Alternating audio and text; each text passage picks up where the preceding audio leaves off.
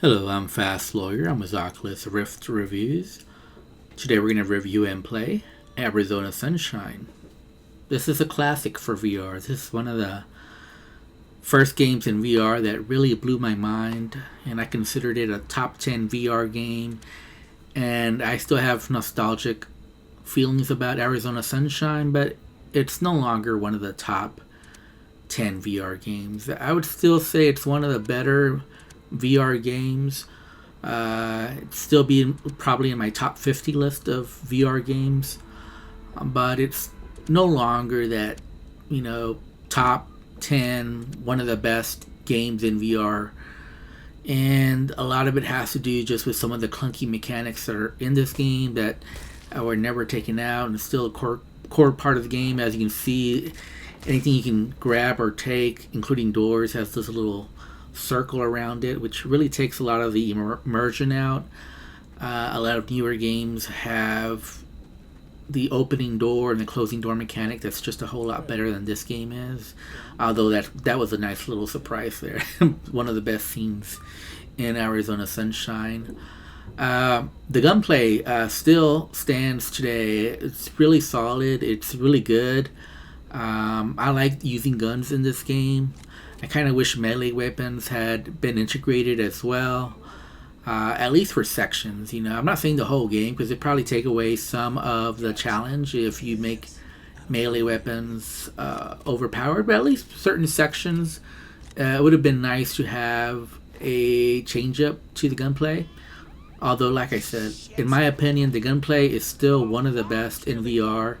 I like the guns in Arizona Sunshine. You do have to be accurate, getting those headshots to kill the zombies as well as blow up any explodables nearby. And it's just fun to go to town on all these zombies. The zombie animations are a little awkward, but it kind of makes sense. And the reason I say that is because there's a difficulty in shooting these zombies when they move so janky. And so these aren't natural movements, but they're really good at evading your shots, especially when their only offense is to run right at you.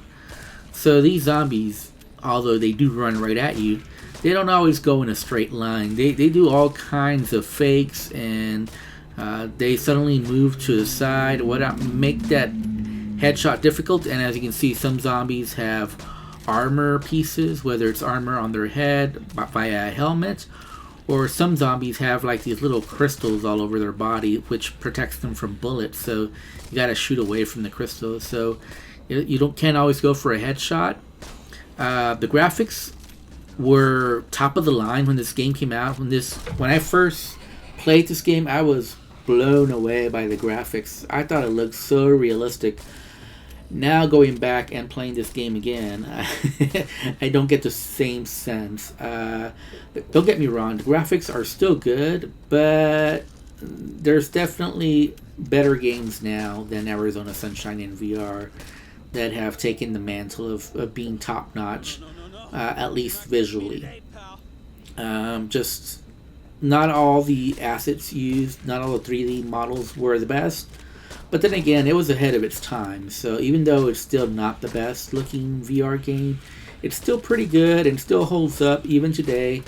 The gunplay is still fun. That's the best part of Arizona Sunshine, and all the different guns that you get, and they do feel different. Some people ask for two-handed weapons, and we finally got two-handed weapons. Well, guess what? The two-handed weapons really aren't that good, at least not in this game. So it really didn't end up making much of a difference, being able to two-hand some weapons. But other than that, the weapons do feel good. There is a variety to all the weapons, whether you're using the submachine gun, whether you're using the shotgun. They all have their weaknesses and their strengths. Probably the pistol, though, is probably the most satisfying because you do feel like that one is more dependent on skill than any other thing. So the story itself is not the best. It was a good story, especially for VR. I think when this game came out, it probably was the best storied game in VR. But I would say now there's just maybe not in VR, but definitely in just in gaming. There's much better stories than the one in Arizona Sunshine, but it's functional. It worked. It put you in the story, and it definitely made you immersed in the story. You kind of feel like this guy who's just trying to make sense of the world, trying to just survive another hour, trying to make it through. And there's definitely a dread when you see all those zombies just going right at you. So when the car alarm sounds and all of a sudden all these zombies descend upon you, you definitely get that sense of, wow, I am in trouble now. And so that's one thing this game does good. It does do that trick maybe a little too much, but yeah, it's very satisfying. When you go down to the mines and it's pretty dark, it is a very good change up to the gameplay because it is very dark and you do need your flashlight and you just hear these zombie sounds in the dark and it gives it this really creepy atmosphere. I believe when I first played Arizona Sunshine, it only had teleportation as the only type of navigation. So obviously you can still move within your room scale, but teleportation was the only way to get around. And I believe they added full locomotion with smooth turning. That's what I'm using in this gameplay. And it's a lot better, but it's also not the smoothest full locomotion that I played.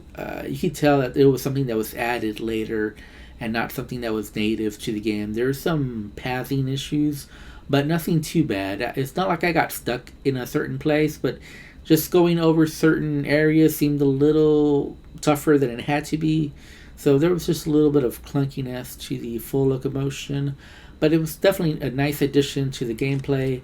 Definitely makes it easier.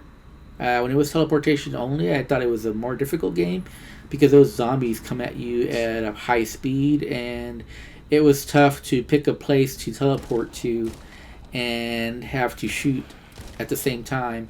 Whereas when using full locomotion, you can pretty much just charge in, guns blazing, and yeah, quickly go to another side. So definitely full locomotion, I think, does make the game a little bit easier, a little bit less strategic. Because I remember with teleportation, you really had to find a good spot to teleport to because zombies would come from everywhere, and you just had to be prepared. Whereas with full locomotion, you can just basically move really quick to wherever you want to go, a lot easier than with teleportation.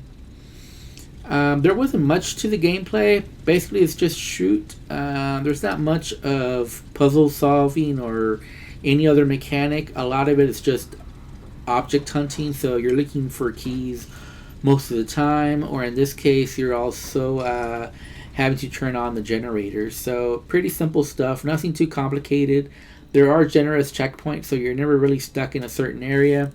I still had fun playing Arizona Sunshine, and it's still pretty good. I would say it's one of the better VR games. It definitely make my top 50 list of VR games, but it definitely wouldn't make my top 10 anymore.